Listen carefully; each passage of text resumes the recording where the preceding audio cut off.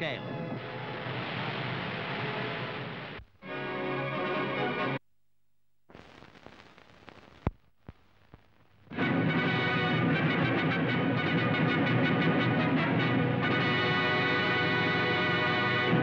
This is Movietone. Lionel Gamlin reporting.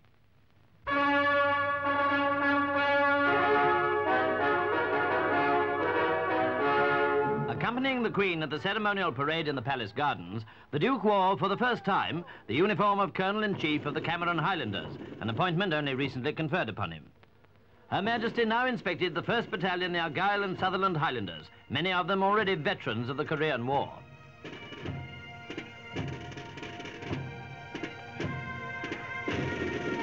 Crossing to the pipes and drums, the Queen paused to inspect the pipe banner, which she had recently given the battalion, and to speak to Pipe Major Pitkeithley.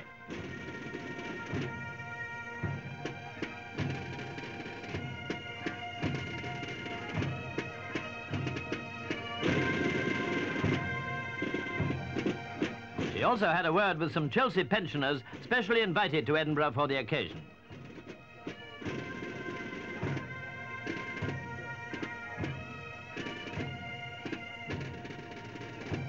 Then Her Majesty presented the new colours.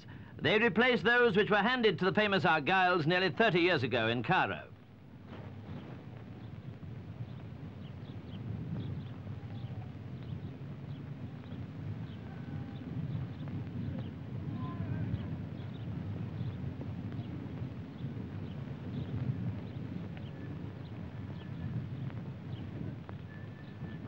The Queen's address to the parade ended with these words.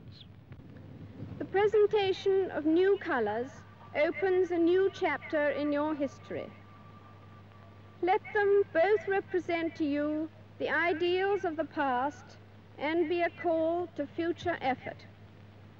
I am sure that the good name of the Argylls is safe in your hands, and that you will honour and guard these new colours, which, as your Colonel-in-Chief, I am proud to present to you today as a mark of my confidence in the regiment.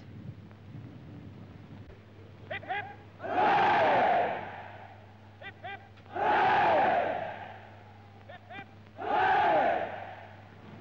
Next day, Her Majesty and the Duke, attended by a sovereign's escort of household cavalry and a detachment of the Royal Scots Greys, drove to Edinburgh Castle.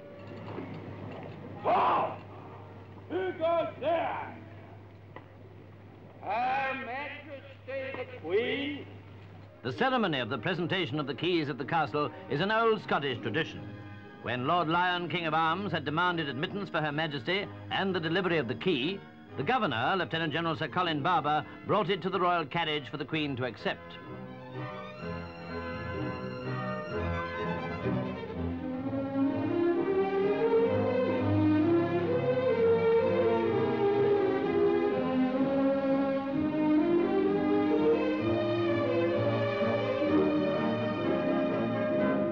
Her Majesty and the Duke then crossed the drawbridge and visited the Scottish National War Memorial and the museum.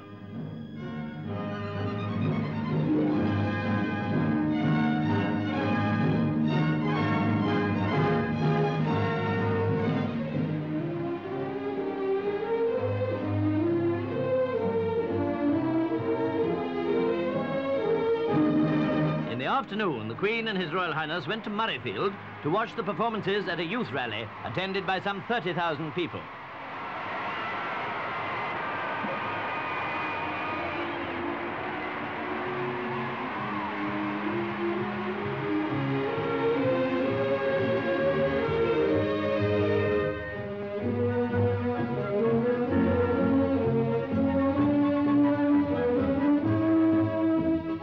After the Queen had accepted a bouquet from young Evelyn Ross, the royal visitors were given a first-class display of Highland dancing.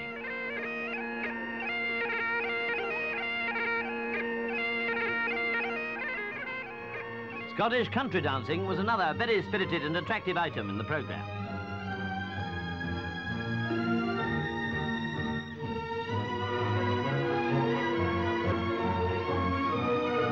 On the morning of the following day, Knights of the Thistle attended a short service at the Thistle Chapel of St Giles Cathedral.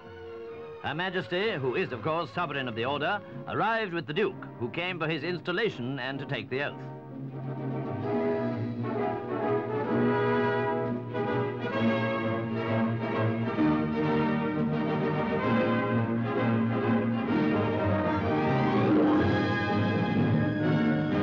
Morning service in the cathedral followed the ceremony of installation. Afterwards, the Queen and the Duke left in stately procession, resplendent in the magnificent robes of this ancient order of chivalry.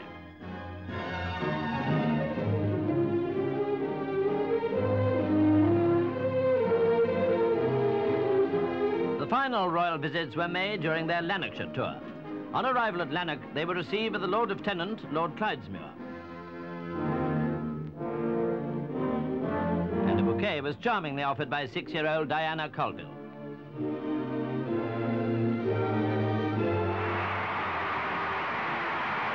The Guard of Honour here was mounted by the 1st Battalion, the Cameronians, who had only recently returned from jungle fighting in Malaya.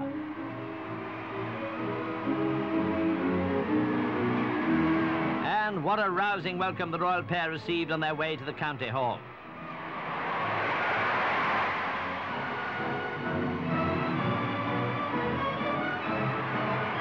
From Lanark, they drove to Hamilton, and all the way, people who seldom have a chance to cheer their Queen certainly made up for it then. There was a civic reception here, and another ovation for the royal visitors when they came out on the balcony.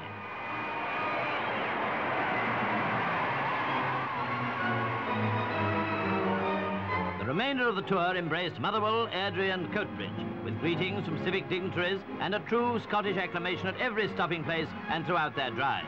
Yes, the Queen's stay in Scotland ended as it began, with a heart-whole expression of loyalty and affection on every side.